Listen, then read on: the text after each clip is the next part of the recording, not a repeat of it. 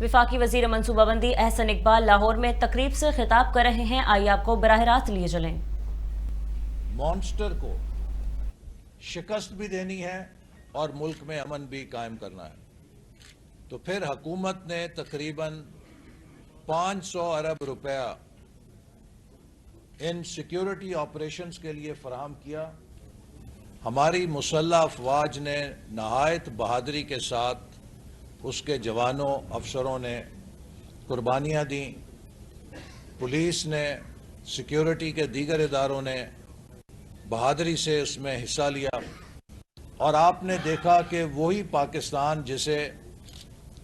دہشت گردوں نے یرغمال بنایا ہوا تھا، وہ دہشت گرد آگے آگے تھے اور ریاست ان کا پیچھا کر رہی تھی اور ملک میں امن قائم ہو گیا۔ وہی کراچی جہاں پہ کوئی مرد گھر سے نکلتا تھا تو اس کی ماں، بیوی، بیٹی مسلح پر بیٹھ جاتی تھی کہ اسے اللہ تعالیٰ شام کو خیریت سے گھر لے آئے، اسی کراچی میں رونقیں پھر بحال ہو گئیں۔ اسی طرح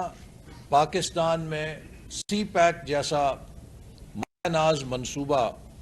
اقتصادی بحالی کے ویژن کے تحت شروع کیا گیا، جس میں 3 سے 4 سال کے قلیل عرصے میں 29 ارب ڈالر کے منصوبے پائپ لائن میں آ گئے۔ نتیجتاً پاکستان میں 11,000 میگا واٹ بجلی کے نئے منصوبے لگے، اور اگر آپ 67 سال کی تاریخ 1947 سے 2013 کی دیکھیں تو اس میں 18,000 میگا واٹ بجلی لگی تھی، اور فقط 4 سالوں میں 11,000 میگا واٹ کے نئے منصوبے ایڈ کرنا کوئی معمولی کام نہیں تھا، ایک غیر معمولی کام تھا جس کے بیک بون انجینئر پاکستان کے تھے کہ جنہوں نے یہ کارنامہ سر انجام دیا۔ اسی طرح تقریباً 4 سالوں کے اندر ملک کے طول و عرض میں 2,000 کلومیٹر کی موٹر ویز کا جال پھیلا دیا گیا، اور نارتھ ساؤتھ کنیکٹیوٹی میں ایک انقلاب برپا ہو گیا، اور کراچی سے، حیدرآباد سے لوگ اپ کنٹری آنے کے لیے ہوائی سفر کی بجائے زمینی سفر کو ترجیح دینے لگے، اور ملک کے اندر انٹیگریشن کا ایک عمل شروع ہو گیا۔ وہی پاکستان جسے 2013 میں سب دہشت گردی کے اینک سے دیکھتے تھے، 2017 اور 18 میں میرے پاس ہر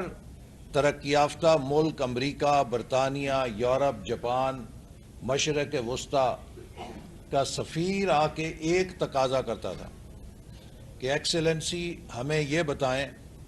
کہ ہمارے ملک کی کمپنیز سی پیک میں کس جگہ شامل ہو سکتی ہیں، ہم سی پیک کے ساتھ کیسے جڑ سکتے ہیں۔ پوری دنیا پاکستان کو ایک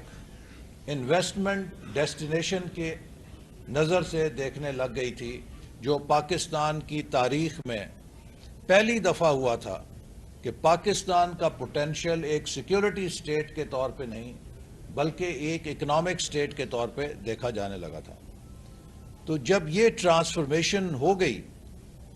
تو اس موقع پر